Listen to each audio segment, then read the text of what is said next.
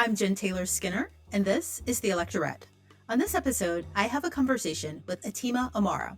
Atima is an award-winning political strategist, author, and host of the podcast Embracing Your Voice. And she joins me to discuss the historic presidential campaign of Vice President Kamala Harris. We talk about the energy and enthusiasm behind the campaign and why the campaign has a certain je ne sais quoi, that's drawing in supporters from some unexpected demographics.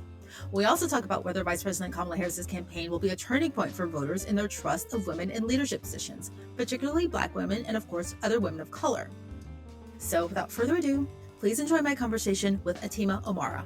Atima Omara, welcome. Thanks for having me again, Jen.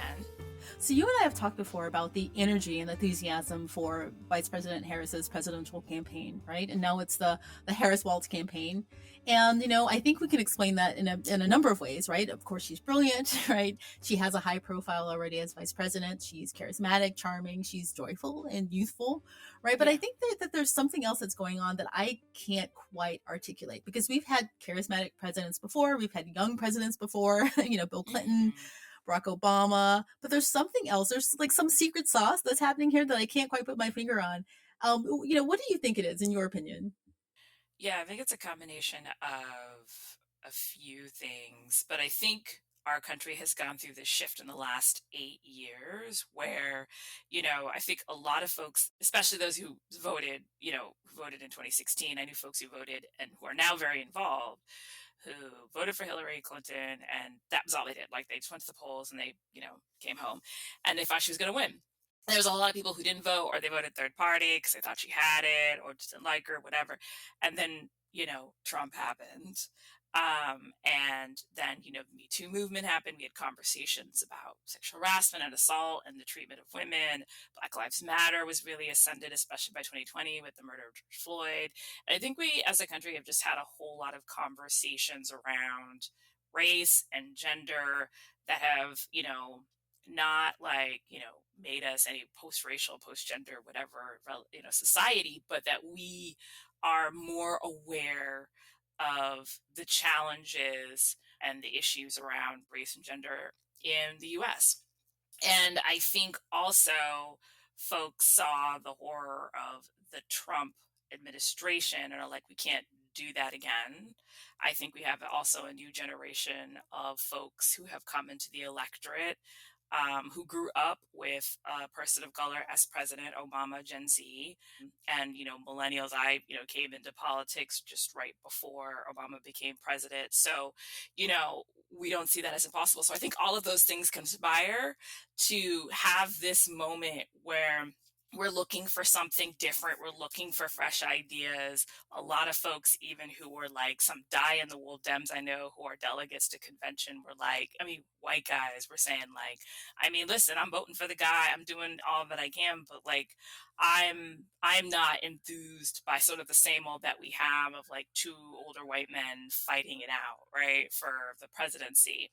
And so seeing this kind of handoff to this, a younger generation, and a woman who's really reflective of like where our country is, of its diversity, and that it's a woman, I think has conspired to make this moment much more energetic than it would have. And you can't get a bigger contrast to Donald Trump than somebody like Kamala Harris too. So yeah, you're absolutely right. I think there's something in what you said in that. So I have a couple of theories, but one of my theories is related to your reference to George W. Bush, right?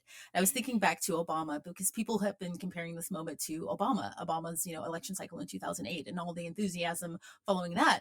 But again, Barack Obama was young and he was enthusiastic, but something else was going on there. We were coming off of a really, really terrible time in American politics, right? George W. Bush was not popular at all. It wasn't even remotely possible. We had the wars, right? We had Abu Ghraib, right? Which was really embarrassing on the world stage for Americans, right? And then there was Katrina, right? So, so this was... And then our economy crashed. Economy crashed. In the fall of the 2008 elections. Right, People were like... Right. Exactly. But I was thinking specifically about how Americans want to view themselves and how they Hmm. view themselves as mirrored on the world stage, right? People Yeah. weren't looking kindly at Americans following George W. Bush's, term.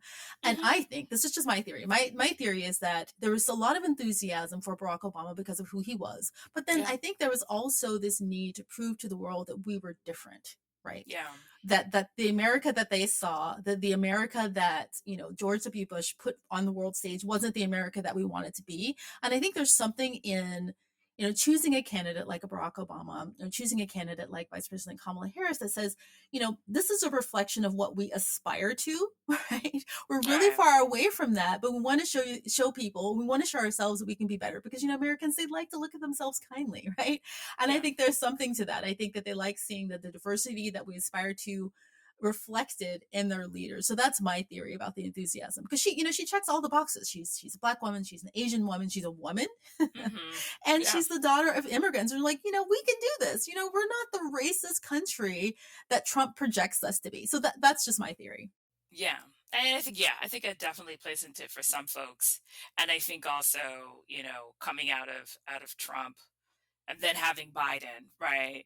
And folks are like, there was like this moment, I was listening to another podcast where it's like in 2020, we had all these candidates who were reflective of like the Democratic Party. We had Julian Castro, we had Elizabeth Warren, we had Kamala Harris, we had, there was like a few others I'm even forgetting, that Cory Booker, right? Like all Amy just represent, Klobuchar. yeah, I mean, Klobuchar, just representing the diversity, Yeah. racial, gender wise, all the, sexual orientation with Pete Buttigieg, generation wise.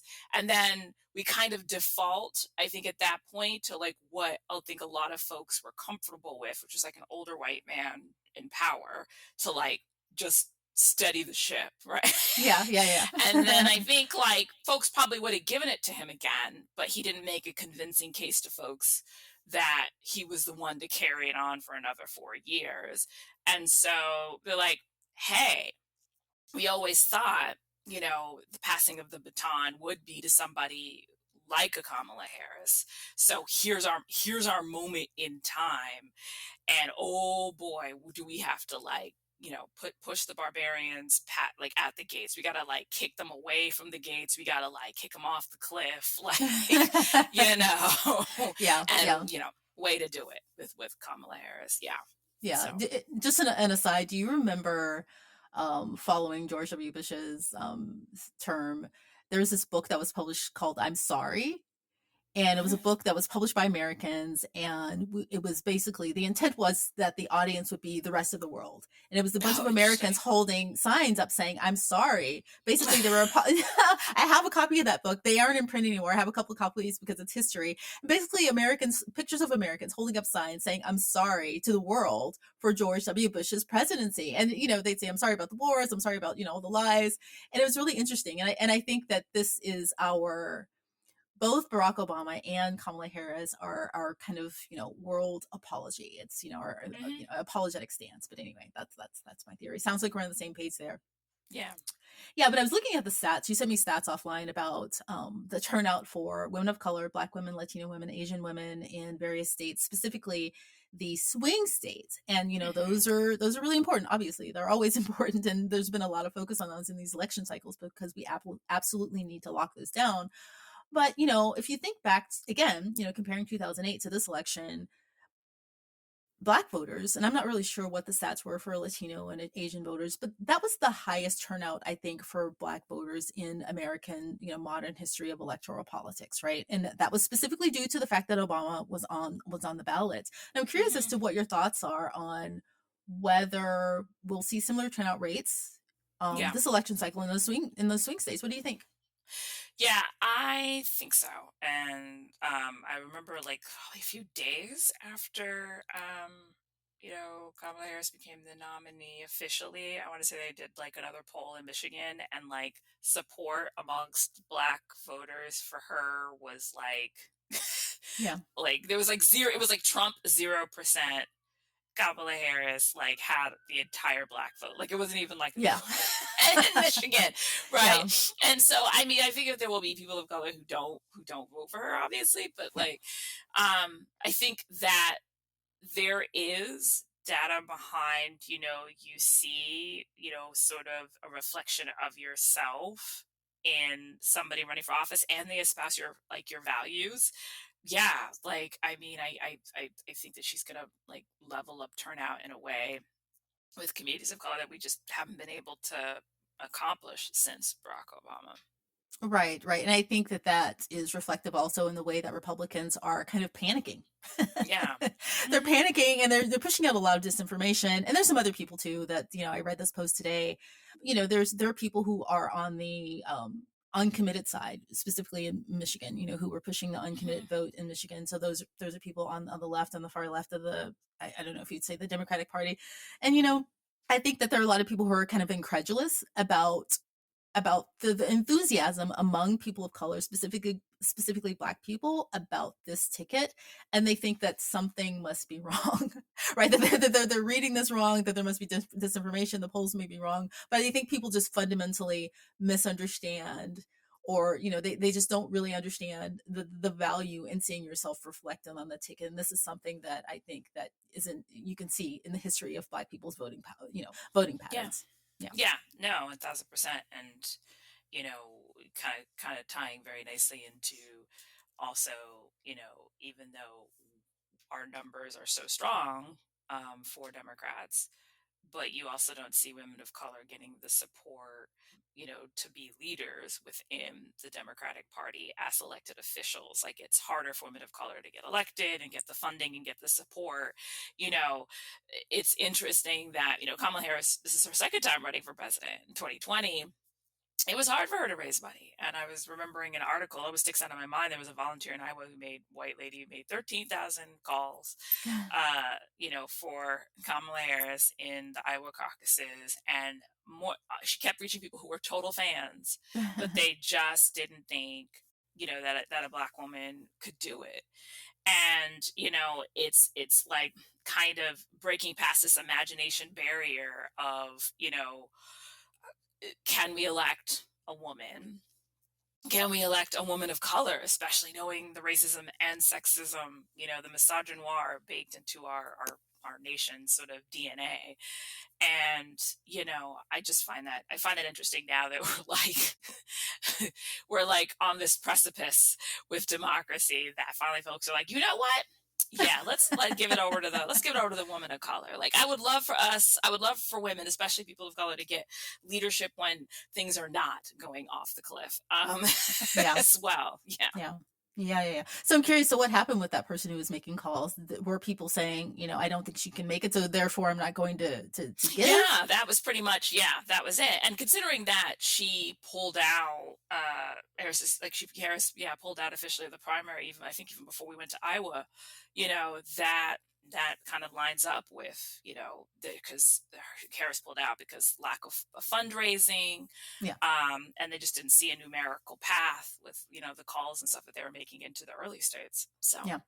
I have a fun fact about that. So today is August 13th, by the way. So yeah. this won't go live for until next week or later this week. So, but yesterday, August 12th, was the day that Biden chose Harris as his running mate 4 years ago. 4 years ago, yesterday was My the day. Facebook reminded me, actually, Yeah. 'cause I posted about it. same. And I posted about it on Facebook. Facebook reminded me, and I also tweeted about it today.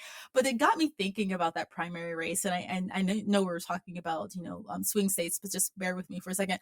I was thinking about that and thinking about how Harris did have enthusiasm during her primary race in 2019 and 2020. She did have trouble raising money, and I'm actually glad that she dropped out. At the time I couldn't see it, right? I was like, oh, I wish she'd stayed in longer. But at the time I couldn't see it. But it was really, I wonder if it was deliberately strategic, in that I think that if she kept going during the primary, perhaps Biden wouldn't have chosen her as his running mate, right? Maybe. Maybe.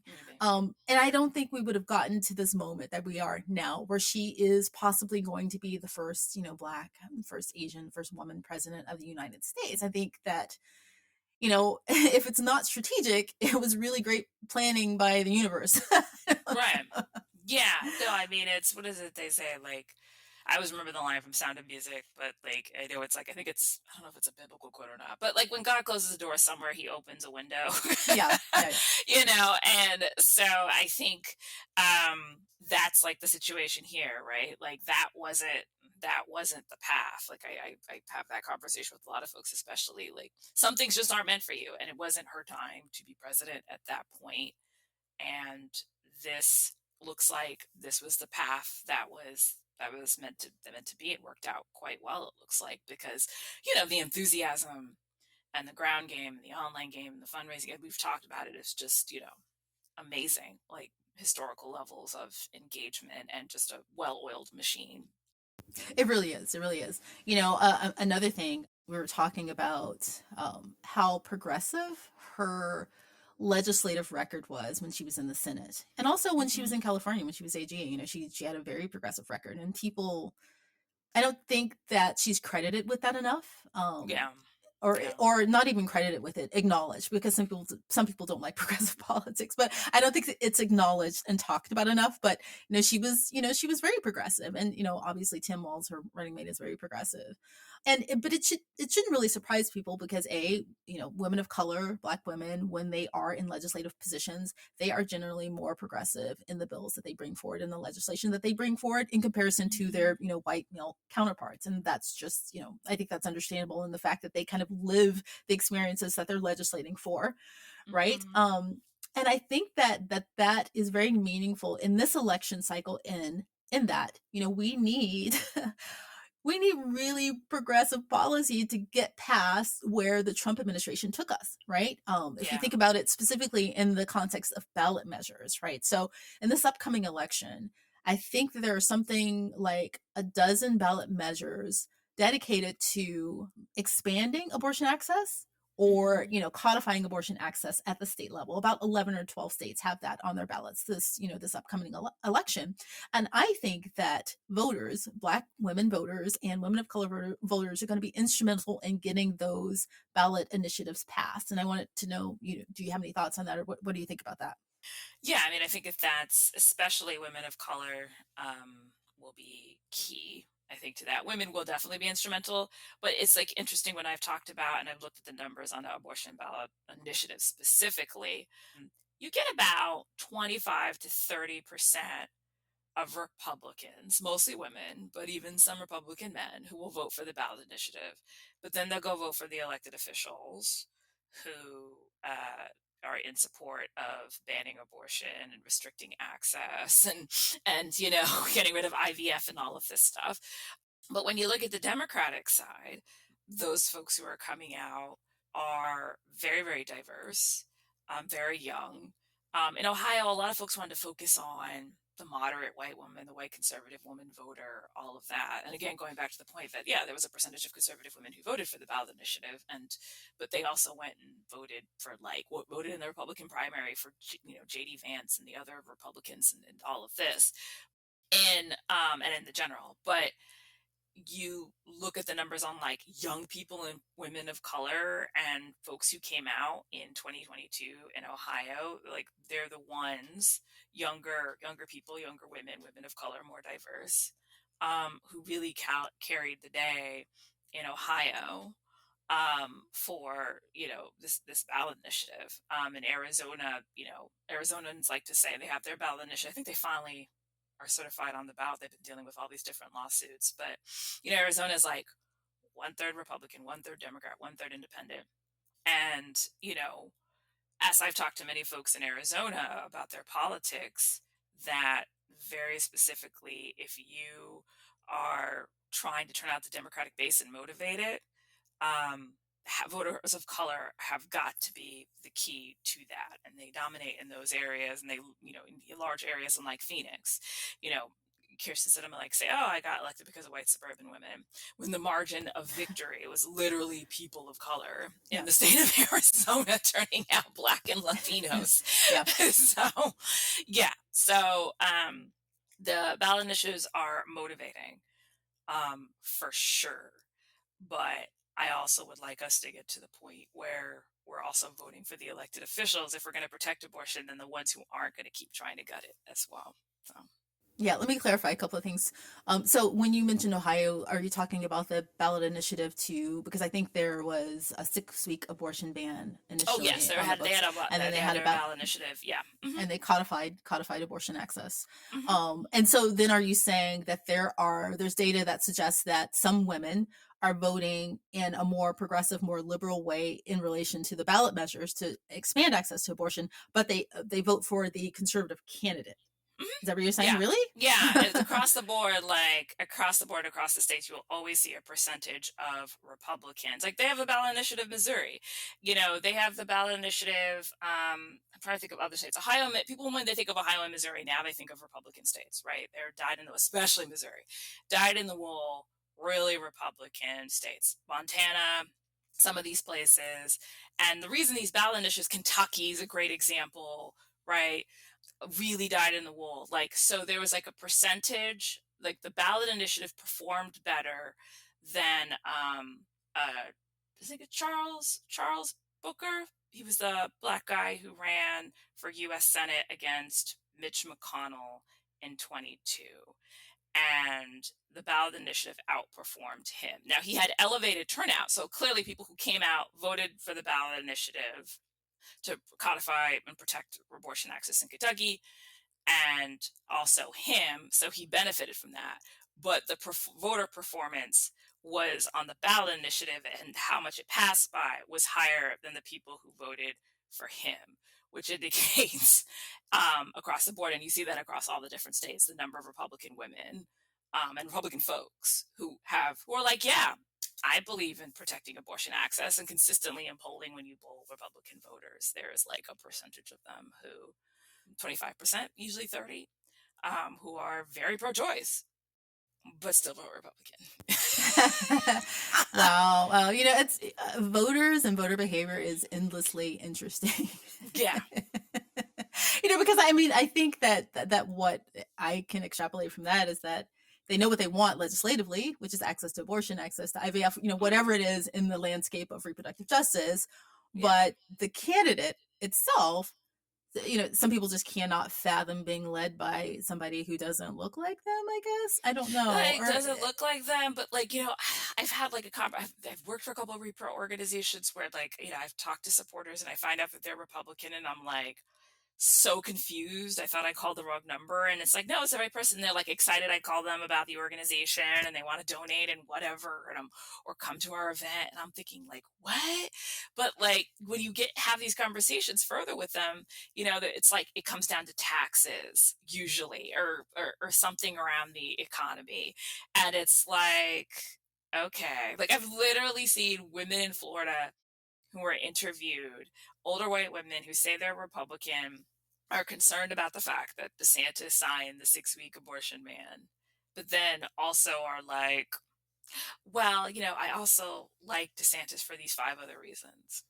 Is it his boots? I mean,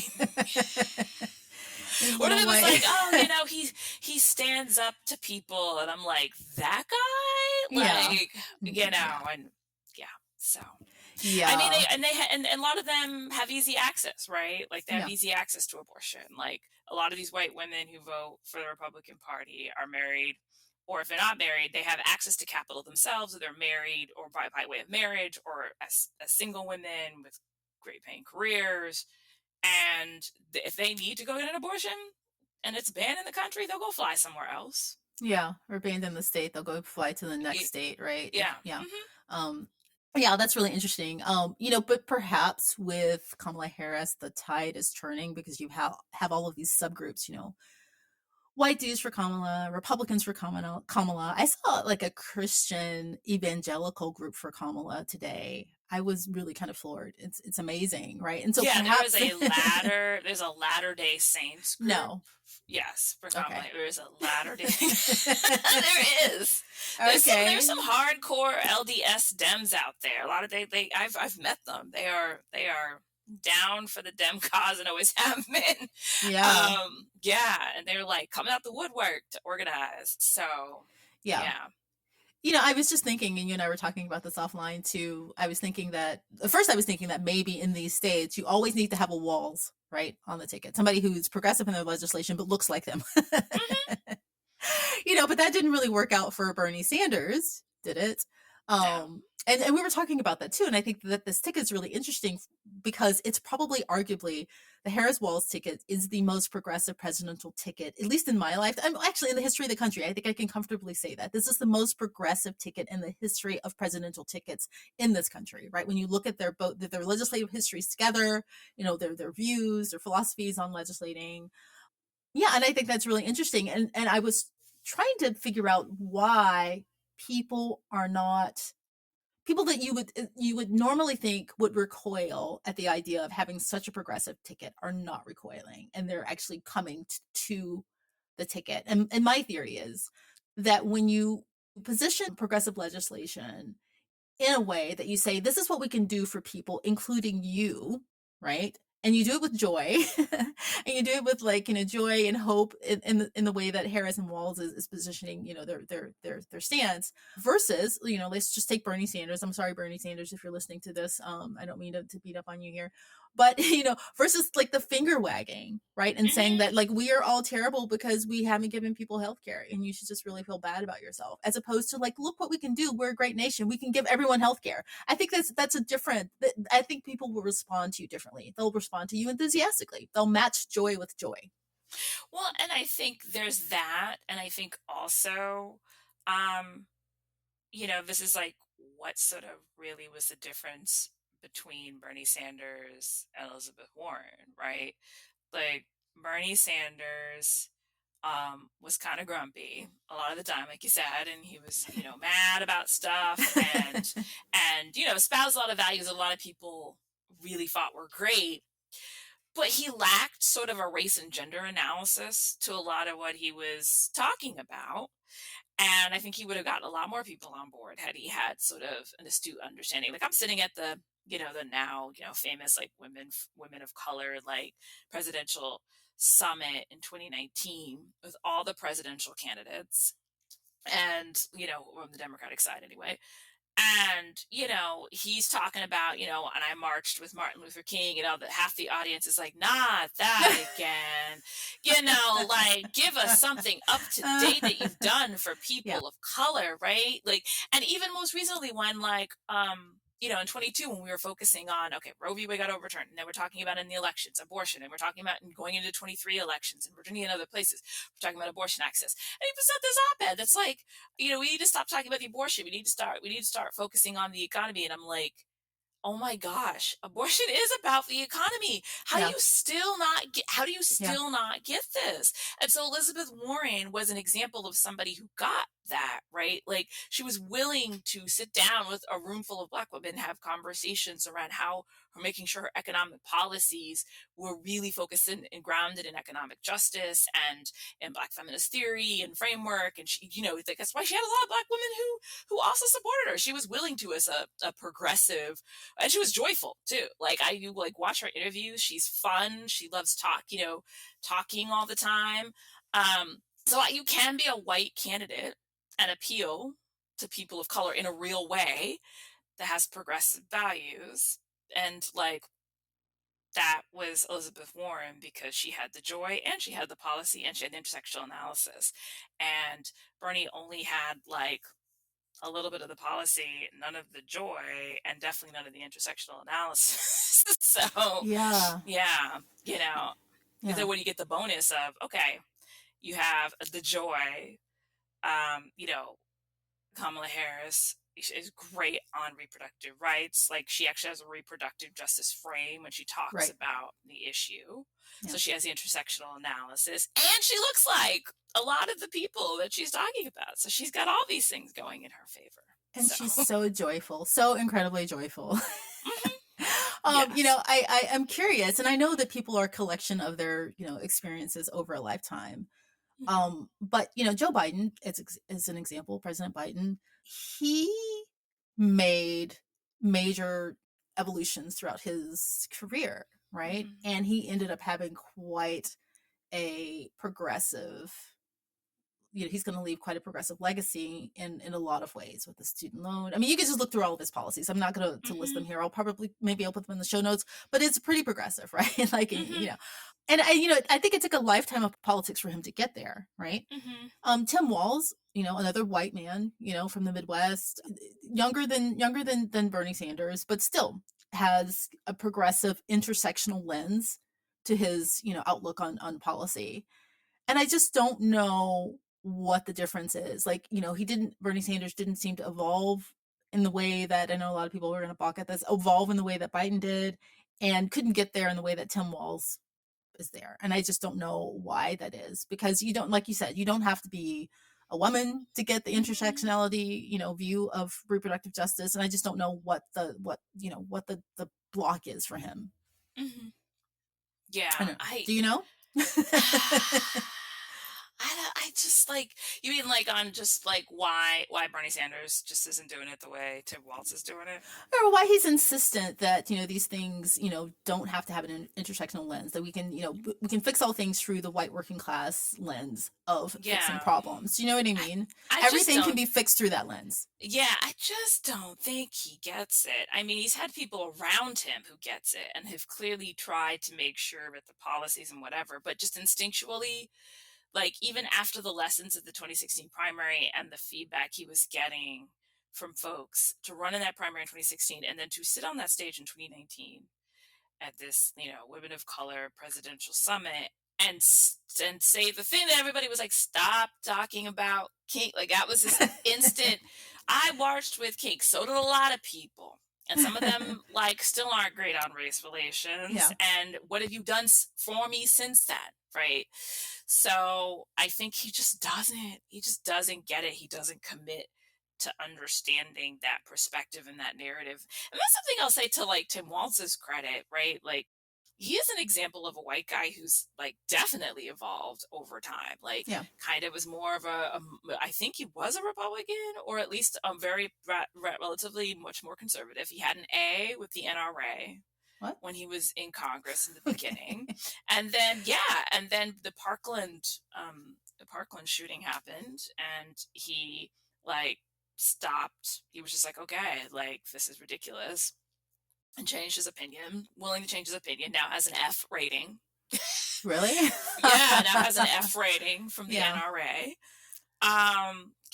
He is really reflective of, I think, people who are like, okay, you know better, you do better. Yeah. And that it's possible for people's politics and policies to evolve and to change. And some people don't. Yeah, I think it's just as simple as that. Some people change, some people don't. Yeah. Right. An F rating with the NRA sounds electable to me. Yeah. They really are a great team.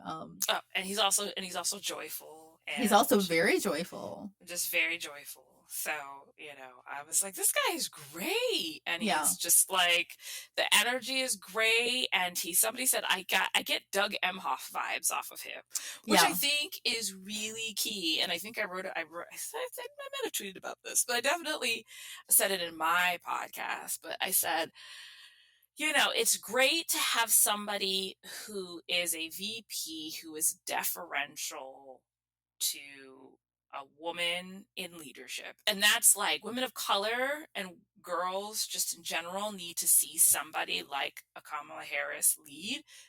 They, including white men and white boys, need to see a white man being comfortable with the power and the leadership and deferring to a woman of color in a very visual. It's a powerful visual for generations of Americans, but specifically the up and coming generation, that it's possible like to do that. And I think it's very key that he is somebody who, at least in interviews, he said he didn't have any interest in being president, and he would just be happy to serve. And all the other guys who were being vetted, they all definitely they were being Yes. vetted because they all definitely had their eye on the presidency. Absolutely. We don't need to name names, but Yes. but it's very obvious that they had their eye on Yeah. the presidency, and that's why he's chosen in the end. But he's got a great record anyway. Yeah, and they have great chemistry, right? Yeah, and I think excellent chemistry. Excellent chemistry, and I think in part because he is so deferential and respectful. Somebody said on Twitter, and I said the same thing. I said, like, it's going to come down to vibes, right? Like, and somebody said, as a Black woman, women in general, but definitely Black women, we have learned to have a finely tuned radar for men who are comfortable with us, or with other women who are comfortable with us and our leadership and our power. And so when we see that and we get along with them, oh, that's a match. And that was like definitely, I'm sure, guiding her, because they said, oh, the chemistry was everybody could see, oh, the chemistry was off the charts, just how he talked with her, how they engaged, and then just how he charmed everybody else who was helping to vet. And I was just like, oh, this totally made sense. She went off vibes. Like, she's like, all things being equal, everybody's got great credentials. Who do I work best with? Yeah. And I, thinking of the people who were on the short list, like, she couldn't have chosen. I was kind of on the fence about who I wanted. It wasn't my choice, but but I knew in the end that she would make the right choice, and I did not guess it would be Walz. I actually didn't think that it would be, and she did, and she made the right choice. It's kind of been kind of magic, right? Was like, I thought, okay, maybe it's going to be Bashir or Shapiro. Oh, right. Yeah. And then I was like, but Walz was at the top of my list. Like, I was watching all of his interviews, and I was like, this guy is good. Yeah. I was like, who? And he wasn't even like a person who started off his career as a politician. He started off his career as a teacher. Yep. And he's slicker, but also so accessible and friendly.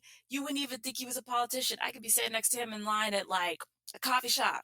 He'd be just like an old grandpa, like a nice older dad, grandpa type. You know what I mean? Like, you just get along with. Anyway, yeah. So. He's not even that old, really. He's just like a few months older than Kamala Harris, actually. Apparently, he's younger than Brad Pitt. What? Yes. Say that again? What? He is younger than Brad Pitt. That lies.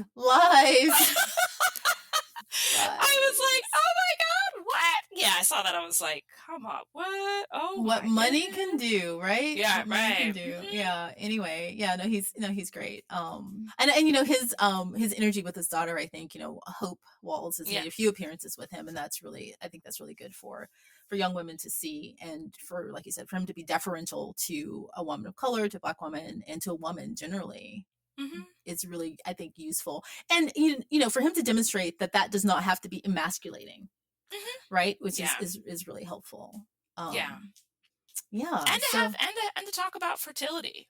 Oh yes, the IVF part is a huge part of that, right? Yeah, I love that. Like, I mean, because and they should. Men defer to women to tell those stories, because it's like in those partnerships, because it's the woman going through it. But if you are a man in a heterosexual relationship, you are a cis man, but you are going through an experience in a different way, but you're going through some experience, and being able to talk about what it was like for me to be a father, to watch my my wife miscarry, or go through rounds and rounds of IVF, like that. Him to put like a really public face on that, is great. Yeah. So I think that, my takeaway from this whole conversation we've had is that things have fundamentally changed forever in American politics, right? Like, I cannot see after, this election cycle, and I actually feel very confident about, Harris winning this election, but I can't see us going back, right? I can't see us going back to, an all male, all white ticket ever again. That just doesn't seem to work very well, specifically at the top of the ticket, right?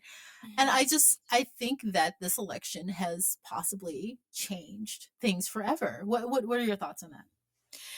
I definitely hope so.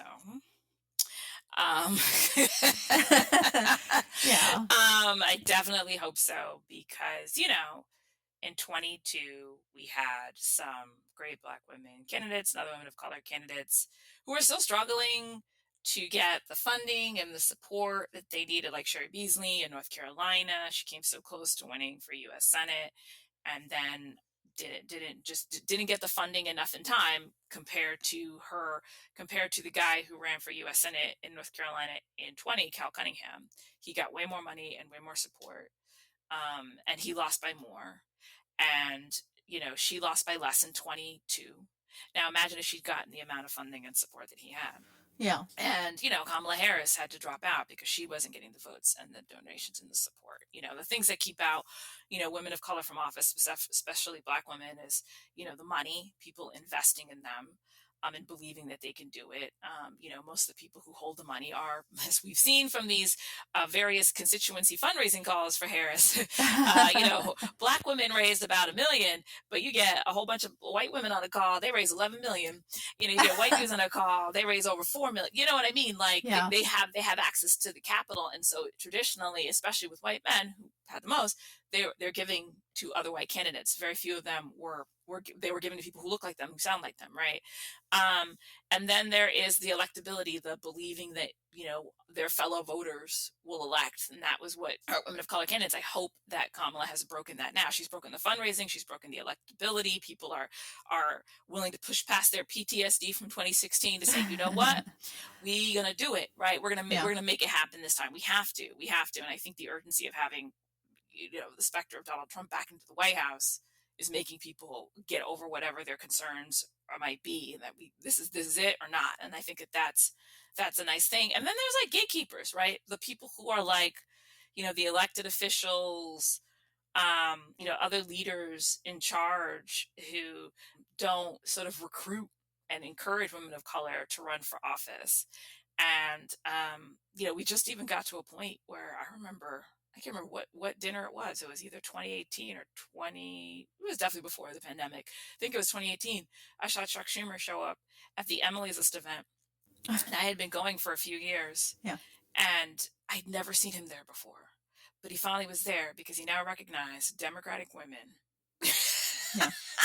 were going to be the ones who helped get him the majority, right? Wow. And keep the majority. And so I say all this to say, like, I hope so. I hope that this is the last time we see that. I hope that it also translates down to down ballot, where we see more support for women candidates, especially women of color, running at the federal, state, and local level. Because, as Kamala Harris likes to say, from what her mother said, you may be the first in the door, but don't be the last. And she cannot be the last. Yeah, that's a great note to end on. She cannot be the last, right? And hopefully she won't be. Anyway. Well, Atima Omara, thank you so much for joining me. It's always a pleasure talking to you. Yeah, it's good to be back again, and I know there'll be more conversations between us between now and the election day. Yeah.